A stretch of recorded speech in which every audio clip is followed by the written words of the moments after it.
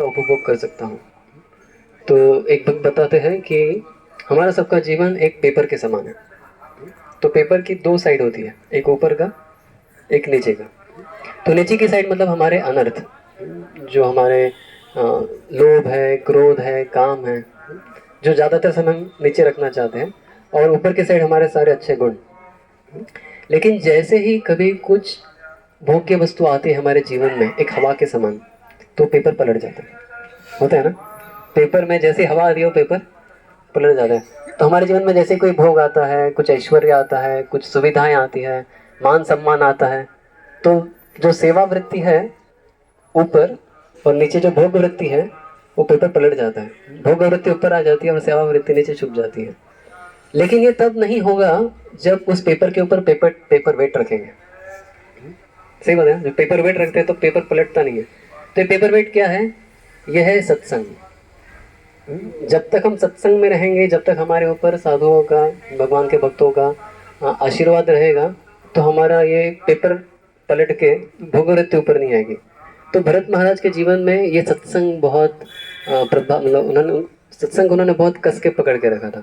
भगवान श्री राम को, अपने गुरुजनों को, बाकी अन्य भगवान के भक्तों को बहुत अच्छे से पकड़ के रखा था। उनका संग बहुत ले रहे थे, इसकी वजह से उनका वो जो पेपर है वो नहीं पलटा। तो भरत जी की आज्ञा के अनुसार ऐसा बताया जाता है कि 9,000 हाथी, 60,000 रथ और 10,000 सैनिक, ऐसी बहुत बड़ी सेना, बहुत सारी साधन सामग्रियां, सब कुछ लेके अयोध्या से सब अयोध्यावासी निकल पड़े। और किसी को भी अयोध्या में रुकना नहीं था। सब लोग अपना बैग पैक करके निकल पड़े वहाँ से कि हम भगवान श्री रामचंद्र को वापस लाने के लिए जाएंगे।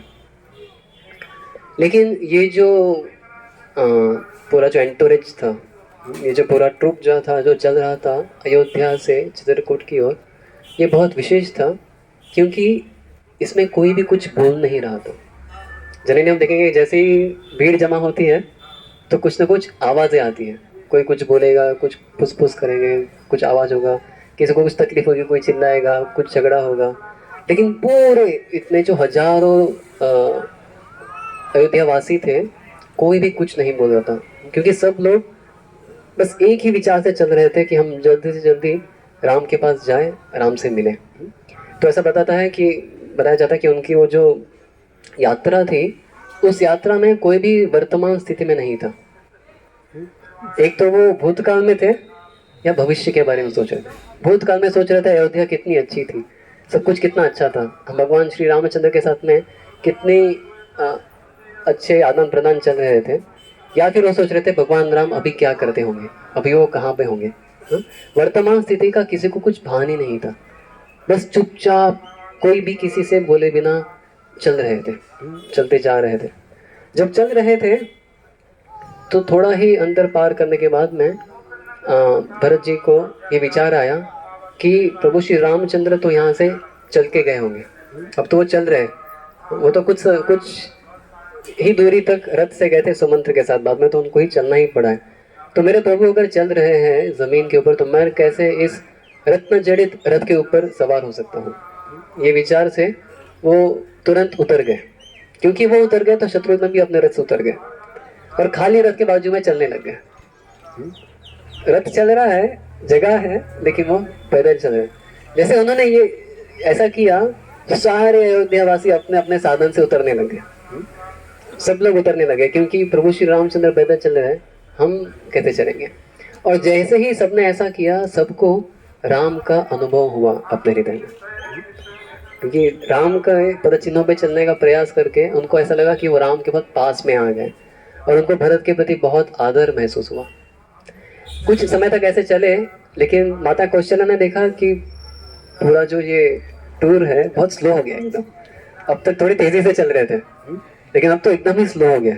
जैसे रथ कितना स्पीड से चलता है और भी सब पैदल चल रहे हैं, और पहले ही सब लोग दुखी है तो और भी स्लो चल रहे हैं।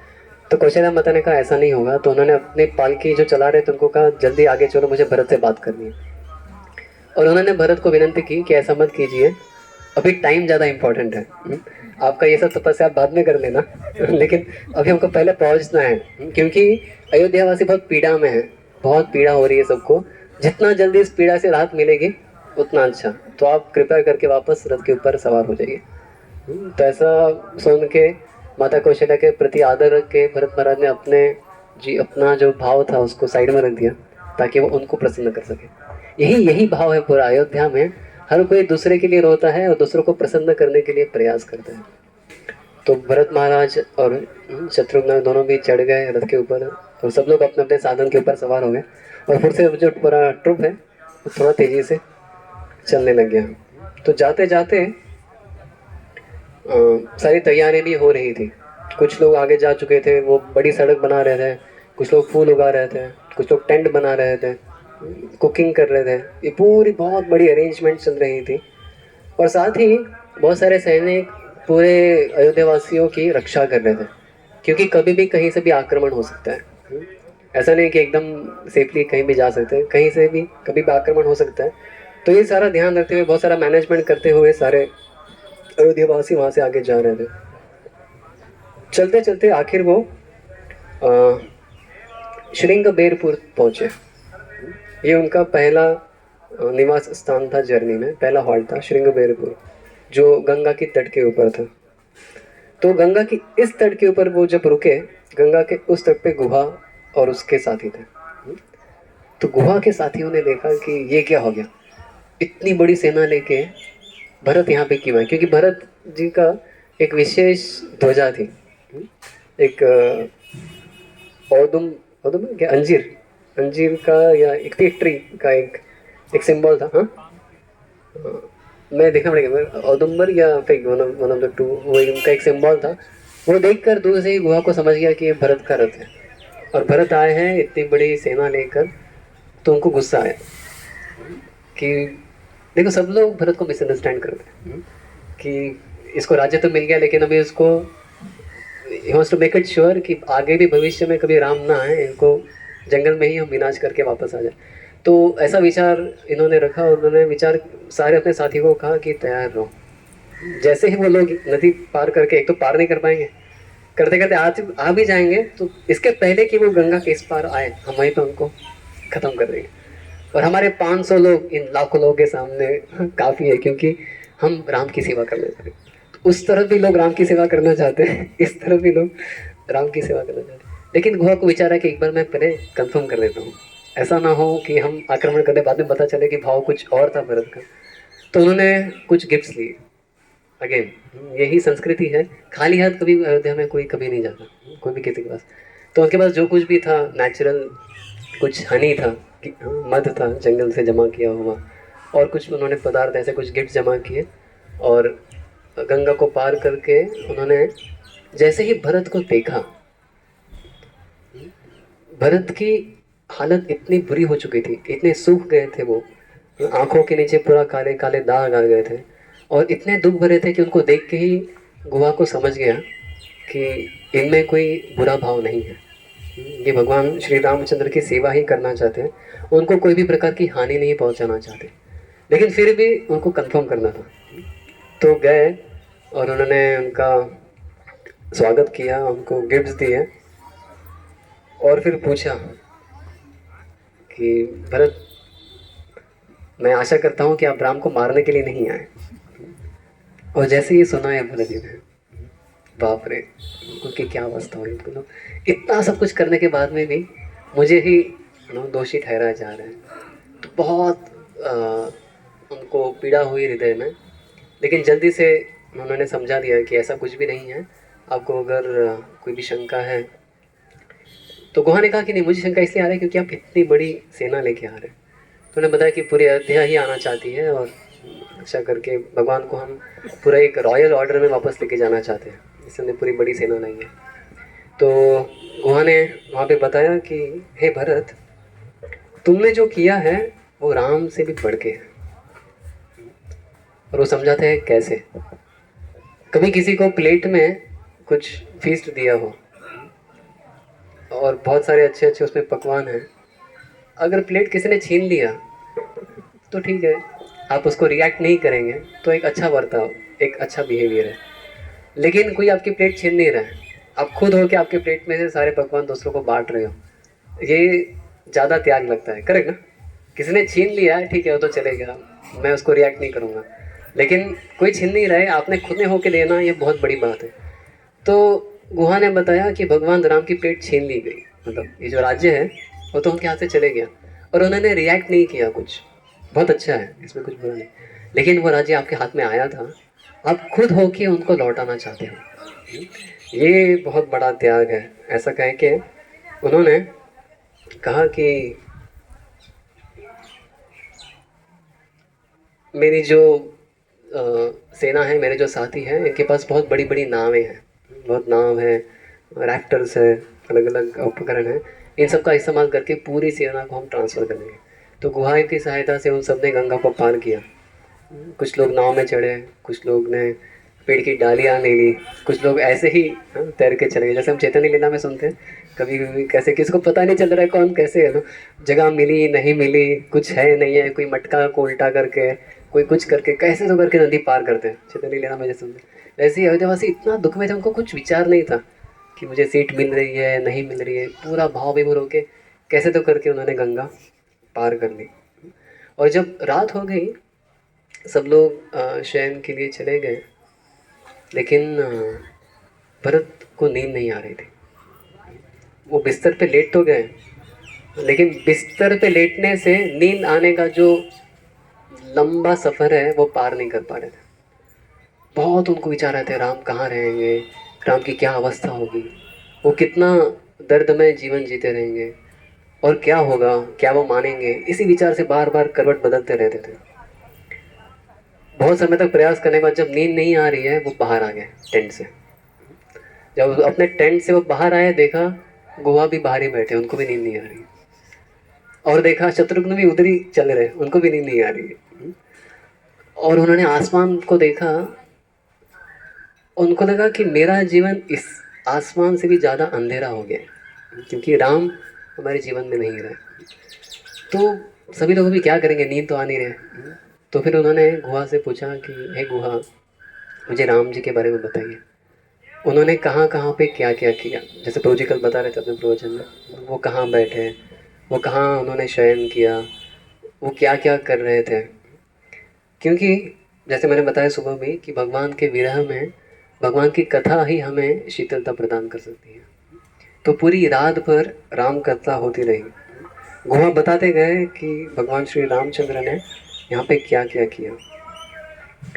तो पहले तो गुहा ने बताया कि ये वही जगह है जहाँ पे भगवान रामचंद्र ने जटा धारण की, मतलब उन्होंने मैटिंग किया अपना हेयर्स का, मतलब, और ये वही जगह है जहाँ पे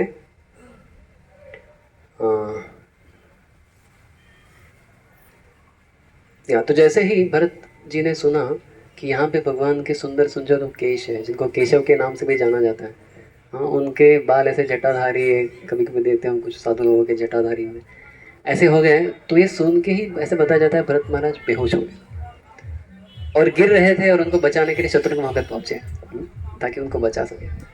और जैसे ही वो अपने बेशुद्ध अवस्था से जागृत अवस्था में आए, उन्होंने तब प्रण लिया कि आज से मैं भी, मेरे भी बालों को जटा के जैसे बनाऊंगा, मैं भी इस राज्य के वेश को नहीं बनूंगा, मैं भी डियर स्किन ट्री बार्क्स ऐसे सब क्या कहेंगे उसको, हाँ वर्कल, मैं भी वर्कल पहन के ही घूमूंगा, मैं भी आज से किसी भी बिस्तर के ऊपर नहीं सोऊंगा, आज से कोई भी स्वादिष्ट पकवान का को मैं ग्रहण नहीं करूंगा, सिर्फ जो सूखे कंदमूल है इनको ही मैं खाऊंगा, और भगवान श्री रामचंद्र जैसे जी रहे हैं ऐसे ही मैं आज से जीऊँगा। तब उन्होंने प्रतिज्ञा ली। और फिर गुहा ने उनको बताया ये वो जगह है जहाँ पे भगवान ने शयन किया था। जैसे हमने देखा रामशैया, जो रामशैया जब देखी भरत जी ने, तो उनकी आंखें बाहर आ गई, ऐसा बताया जाता है, और रोने लगे। वो कहने लगे कि और कितना दर्द सहना पड़ेगा इन आंखों को। वो शैया देख के इतना दर्द हुआ उनको कि कहाँ प्रभु श्री राम वैकुंठ के मालिक, और कहाँ मतलब ऐसी जगह पे उनको शयन करना पड़ रहा है। तो भले ये तो चित्रकूट वाला शैया है, वहाँ पे भी एक अलग शैया थी जो ऐसी घास की बनाई गई थी, वो शैया अलग है। वो देखकर ही इतना तपस्वी जीवन भगवान को जीना पड़ रहा है, वो देख कर उनको लगा कि और कितना दर्द सहना पड़ेगा इन आंखों को। और जैसे ही भरत जी ने ये प्रतिज्ञा ली, कई बेहोश हो गई। तो उनको उनको भी लगा कि मैंने क्या कर दिया, मेरा क्या विचार था भरत को राजा बनाने का, और आज भरत ने क्या प्रतिज्ञा ले ली है भगवान के आने तक। और बताया जाता है उस रात को सिर्फ सूर्य ही सोए, बाकी कोई नहीं सोया। सिर्फ सूर्य का अस्त हुआ, लेकिन बाकी कोई भी, ना ही भरत, ना ही शत्रुघ्न, ना ही गुहा, ना ही अयोध्यावासी, कोई भी रात भर सो नहीं पाए। और उसके बाद में उन्होंने जब गंगा क्रॉस की, और बाद में फिर जब जंगल के मार्ग में चलने लग गए, तब फिर से भरत जी अपने रथ से उतर गए, क्योंकि जंगल का रास्ता तो और भी खराब था, वहाँ पे बहुत सारे कांटे थे, कंकड़ थे। और तब वो जब चलने लगे, तो शुरुआत में उन्होंने चढ़ गए थे, लेकिन वापस सह नहीं पाए। उन्होंने जब देखा कि भगवान भी यहाँ से पैदल ही गए हैं, तो भी चलने ही लगे, कि पैर में बहुत सारे कांटे लग रहे थे, पैर जल रहे थे, blisters on his feet were getting formed. लेकिन उसका उनसे कुछ फर्क नहीं पड़ा था, क्योंकि अंदर ही इतने ब्लिस्टर्स आ चुके हैं, अंदर इतने कांटे जा चुके हैं कि बाहर अभी कितने भी कांटे मार दो उसका भी कुछ फर्क नहीं पड़ेगा। ऐसी अवस्था में भरत चलते चलते अपने सारे सेना के साथ में, सारे अयोध्या वासियों के साथ में भरद्वाज मुनि के आश्रम के पास में पहुंचे। जब भरद्वाज मुनि के आश्रम के पास में पहुंचे, उन्होंने कहा सारे अयोध्या वासी को कि आप अभी यहीं पर रुक जाइए, क्योंकि मुनि का आश्रम है आगे, इतने सारे लोग आएंगे तो पूरा वो आश्रम अस्त व्यस्त हो जाएगा। सब कुछ जो सुंदरता है वहाँ की बिगड़ जाएगी। वो हुआ भी था जब चित्रकूट आए, सब सुंदर, क्योंकि इतने सारे लोग आ रहे हैं, तो थोड़े पेड़ कटेंगे, थोड़े जानवर भागेंगे, बहुत कुछ होगा। तो उन्होंने सबको कहा कि आप सब लोग यहीं पर रुक जाइए, और सिर्फ वशिष्ठ मुनि को लेकर और कुछ मंत्रियों को लेकर वो पैदल चले आगे आश्रम तक। और आश्रम के अंदर जाने के लिए उन्होंने मिनिस्टर्स को भी बाहर रख दिया, सिर्फ वशिष्ठ मुनि को लेकर वो अंदर गए। जैसे ही अंदर गए, उन्होंने भरद्वाज मुनि को प्रणाम किया। तो भरद्वाज मुनि ने कहा, भरत, मैं आशा करता हूँ आप राम को मारने के लिए नहीं आए। और भरत अभी क्या कहेंगे। तो रोते रोते रोते रोते उन्होंने कहा कि मेरा ऐसा कोई भी विचार नहीं है, और वशिष्ठ मुनि मेरे साक्षी है, वो आपको बताएंगे। और तब वशिष्ठ मुनि ने कहा कि हाँ, मैं आश्वासन देता हूँ कि भरत का ऐसा कोई भी विचार नहीं है। तब भरद्वाज मुनि बोलते हैं, मुझे भी पूरा विश्वास है भरत तुम में, लेकिन मेरे कुछ शिष्यों को डाउट है तुम में, तो इसलिए मैंने ये प्रश्न पूछा, ताकि मेरे शिष्यों को कोई डाउट ना रहे, और आते हुए समय में जितने भी संसार के जितने भी लोग हैं, उनको भी कोई संशय नहीं होना चाहिए आप में, इसलिए मैंने ये प्रश्न पूछा। तो जब सिर्फ वशिष्ठ मुनि के साथ में अंदर गए थे आश्रम में, तो एक आचार्य बताते हैं कि एक साधु के पास जाने के लिए हमने कैसे जाना चाहिए, भरत महाराज से सीखना चाहिए। एक गुरु के पास या फिर साधु के पास कैसे जाना चाहिए, तो भरत महाराज ने अंदर जाने के पहले अपने अलंकार निकाल दिए थे, अपने हथियार साइड में रख दिए थे, मंत्रियों को भी बाहर रख दिया, सेना को तो बहुत पीछे छोड़ दिया था। तो कहते हैं कभी आप किसी संत के पास में जाते हो या फिर गुरु के पास में जाते हो, तो अहंकार रूपी वस्त्रों का त्याग करके कौशल्य रूपी अलंकार को निकाल के, और अपने जो मनगणन विश्वास है उनको बचाने के लिए जो हथियार लेके जाते हैं, कभी हमें हमारे कुछ कन्विक्शंस होते हैं, हम सबके हमारे कुछ विश्वास होते हैं, जैसे उस पर कोई अटैक करता है तो हम अस्त्र निकालते हैं, हम डिफेंड करते हैं अपने आप को। तो वो जो डिफेंडिंग का जो अस्त्र है उसको साइड में रख के, और सारे यसमैन लोगों को साइड में रख के, एकदम नम्रतापूर्वक अहंकार को त्याग करके हमें संत के पास जाना चाहिए। तो बताया जाता है कि भरत महाराज ने भी ऐसे ही भरद्वाज मुनि के पास में गए वो, और भरद्वाज मुनि ने कहा कि मेरा पूरा विश्वास है आपको राम को हानि पहुंचाने की इच्छा नहीं है, लेकिन अभी बहुत रात हो चुकी है, अभी तो आप यहाँ से आगे जा नहीं पाओगे, आप रात को यहीं पे विश्राम कीजिए, और कल सुबह मैं आपको बताऊंगा कि भगवान श्री रामचंद्र कहाँ गए हैं, उसका पूरा आपको रास्ता बताऊंगा, आप फिर वहाँ पे आप जा सकते हो। और आप ऐसा कीजिए, आपकी सेना को भी अंदर लेके आइए, सब लोग विश्राम यहाँ पे आश्रम में ही करेंगे। तो भरत ने सोचा ये कैसे हो सकता है, इतने हजारों सैनिक हैं, यहाँ पे तो जगह नहीं है, वो मैनेजमेंट वापस आता है कि ये छोटा सा आश्रम और मेरे इतने सारे अयोध्यावासी, इतने सारे सैनिक, इतने सारे हाथी घोड़े यहाँ पे कैसे आएंगे। लेकिन उनका विश्वास था कि ये साधु को मुझसे ज़्यादा पता है। अगर वो कुछ कह रहे हैं तो मैंने बस उनका पालन करना चाहिए। गुरु मुख पद्मवाक्य चित्ते ते कोरिया क्या आरम ना कोरी हो मने आश। अगर कुछ कह रहे हैं गुरु, भले ही अविश्वसनीय लगे, हमने उसको करने का प्रयास करना चाहिए। जैसे श्री प्रभुपाद जी को बताया गया था कि आप अंग्रेजी भाषा में विदेश में जाके प्रचार कीजिए। बहुत अविश्वसनीय लगता है, पहले ही मीटिंग में बता रहे हैं, लेकिन उन्होंने कभी संशय नहीं किया कि यह क्या ये मुमकिन है, क्या ये मुमकिन नहीं है। उन्होंने जो आज्ञा का पालन किया। तो भरत ने मंत्रियों को भेजा, बोले सबको बुला के लेके आओ। तो जैसे ही पूरी सेना और अयोध्यावासी आने लगे, वो आश्रम को पहचान नहीं पाए, क्योंकि वहाँ पे एक बहुत ही बड़ा चमत्कार हो गया था। वो जो आश्रम है एक स्वर्ग के रूप में बदल गया था।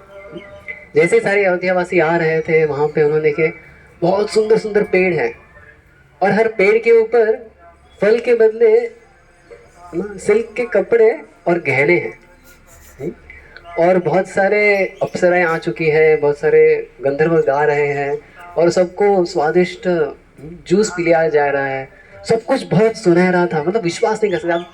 एकदम आश्चर्यचकित हो गए सब लोग कि इतने सारे थकान के बाद में ये थोड़ा एक अच्छा अनुभव लगा उनको ना। बहुत चलने के बाद में, थकने के बाद में कोई जूस पिलाता है, कुछ अच्छा आपको आराम दिलाता है।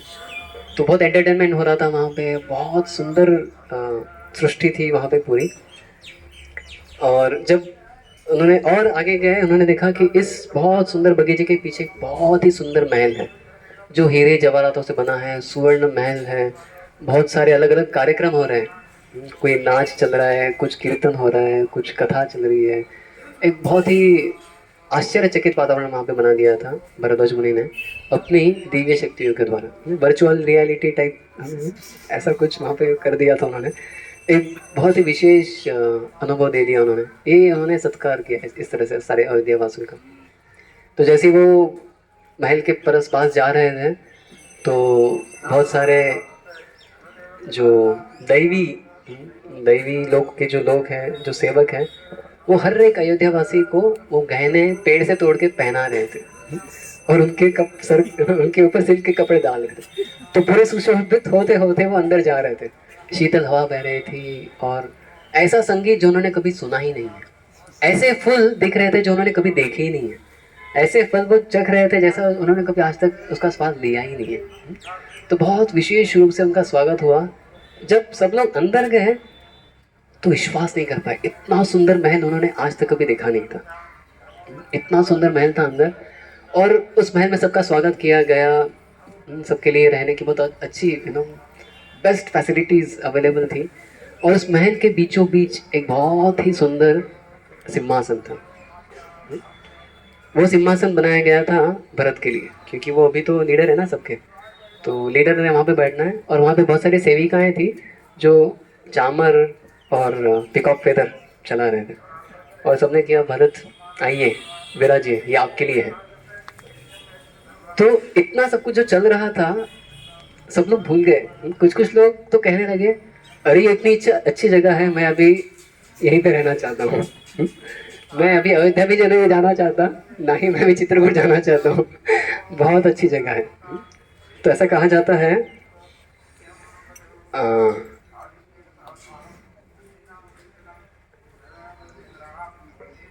इन द ऑल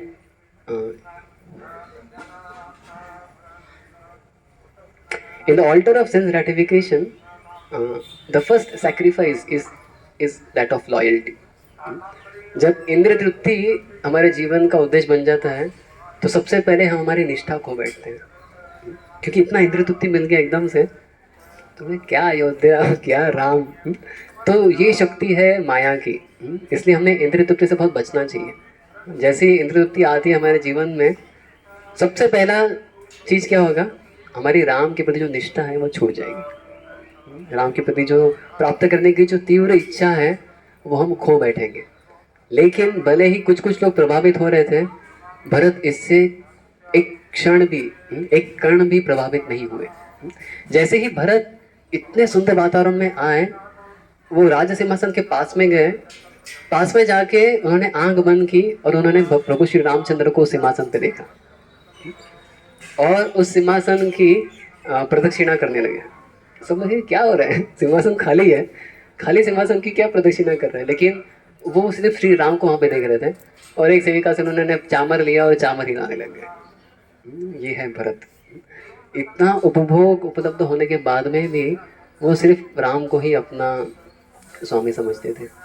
तो ये जब भरद्वाज मुनि ने देखा, उनके भी आंखों से अश्रु आ गए। ये कैसे भरत है जिनको हम पहचान नहीं पा रहे थे। तो ये देखने के बाद में वो वहाँ से चल बसे। रात को सब लोग सो गए। सुबह सब लोग जब उठे तो सब कुछ गायब हो गया था। ये माया ऐसे ही है। उसको लगता है बहुत मजा आएगा, बहुत दिलचस्पी होगी, एक ही क्षण में सब गायब, कुछ नहीं था वहाँ पे। क्या हो गया ये?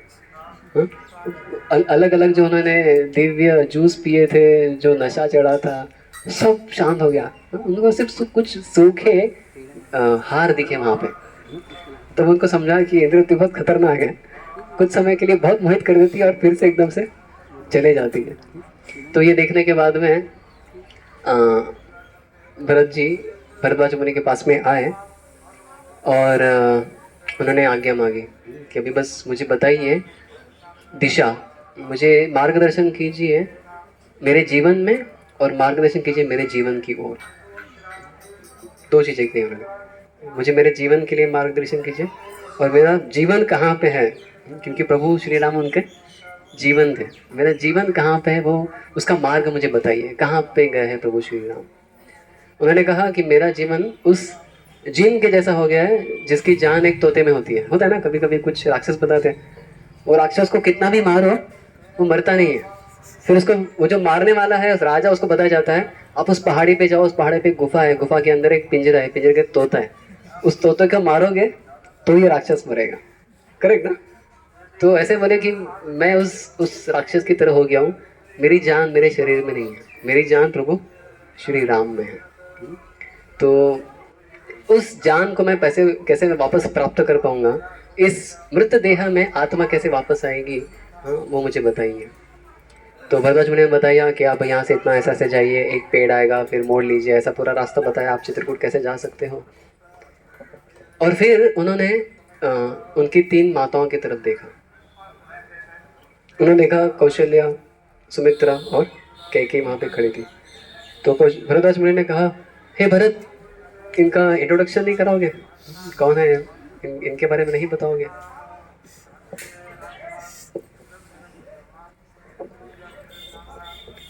कुछ प्रसाद है, किसी को कुछ दे सकते हैं अगर कुछ है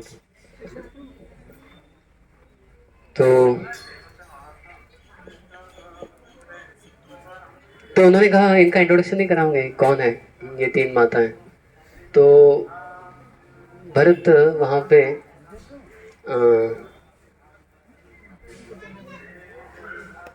बस उसमें से थोड़ा कुछ निकाल के दे सकते हैं, थोड़ा सा कुछ।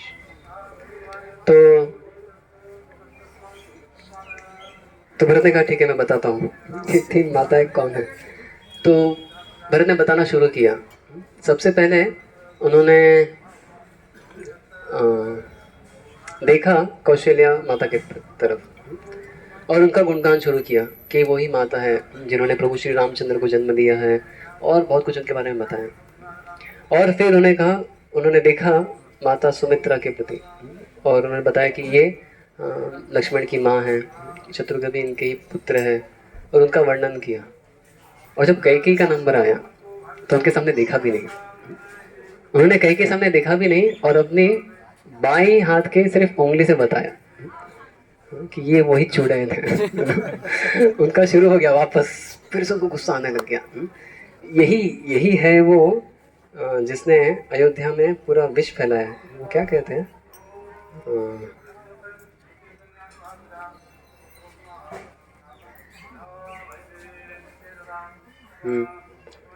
यही है वो चुड़ैल जिसने इतना विष फैलाया, जिसने ये सारी हालत कर दी अयोध्या वासियों की, जिसकी वजह से मेरे पिताजी की मृत्यु हो गई, जिसकी वजह से प्रभु श्री रामचंद्र को वनवास होना पड़ा।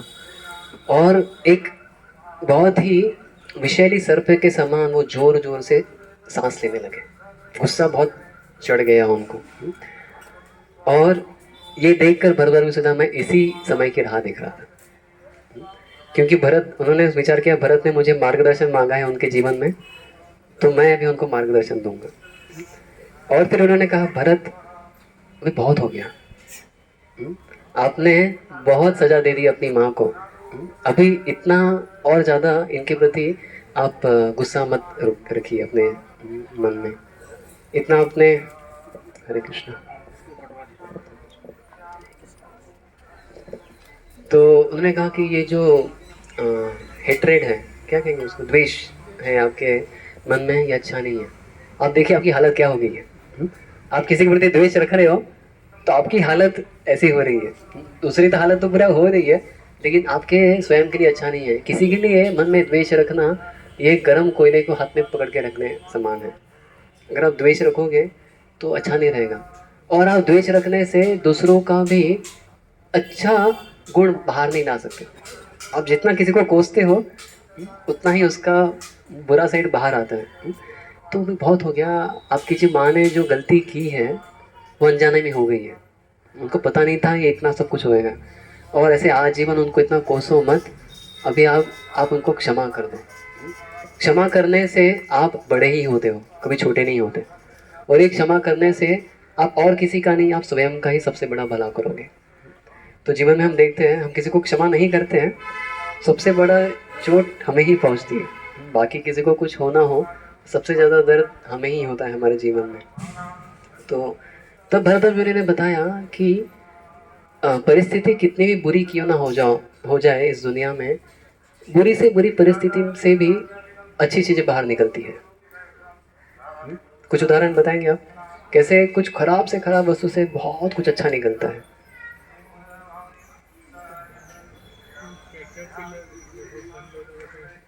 जो जो क्या बोलते हैं, बटरफ्लाई, उसको क्या कहते हैं, तितली जो है, सुंदर तितली, वो कैटरपिलर जब फंस जाता है, अटक जाता है, मरने लगता है, हाँ? उसमें से ही एक तितली बाहर निकलती है। और हाँ, परीक्षित महाराज का हम देख सकते हैं कि उनके उनके जीवन का उदाहरण है कि कैसे भागवतम, हाँ, परीक्षित महाराज को श्राप मिला तो उसे भागवत मिला हमें। अगर उनको मरने का श्राप नहीं मिलता था तो भागवत नहीं मिलता था। और हाँ, अरिष्टासुर को मारा गया तो राधा कुंड आ गया। अरिष्टासुर आ गए, अरे राक्षस आ गया हमारे जीवन में, लेकिन उससे राधा कुंड का निर्माण हुआ। और हाँ, श्रील प्रभुपाद के जीवन में कितनी परेशानी आई, उससे हम सबको भक्ति मिली। ध्रुव महाराज, उनको चिल्लाया गया तो उनकी ये सुंदर प्रार्थना है, भगवान का दर्शन हो गया। अगर उनके जीवन में वो कठिनाई नहीं आती थी तो भगवान का दर्शन नहीं होता था।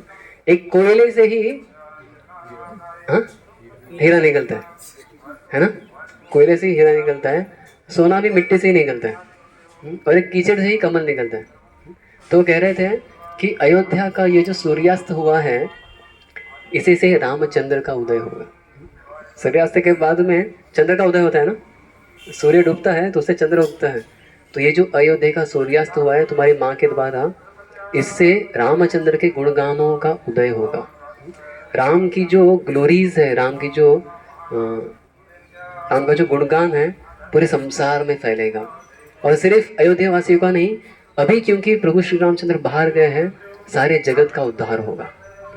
अगर आपकी माँ ऐसा नहीं करती तो ये सब ना हो पाता। अभी आपको पता नहीं और क्या क्या होने वाला है, तो माफ कर दो, इसको इतना आप पकड़ के मत रखो।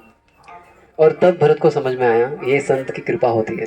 अगर आप मुझसे कुछ आशीर्वाद मांगते हो, मुझे जीवन में मार्गदर्शन दीजिए, तो उन्होंने बहुत अच्छा मार्गदर्शन दे दिया। और कैकेयी भी बहुत खुश हो गई, कोई तो समझा, किसी ने तो मेरा पैचअप किया मेरे पुत्र के साथ में।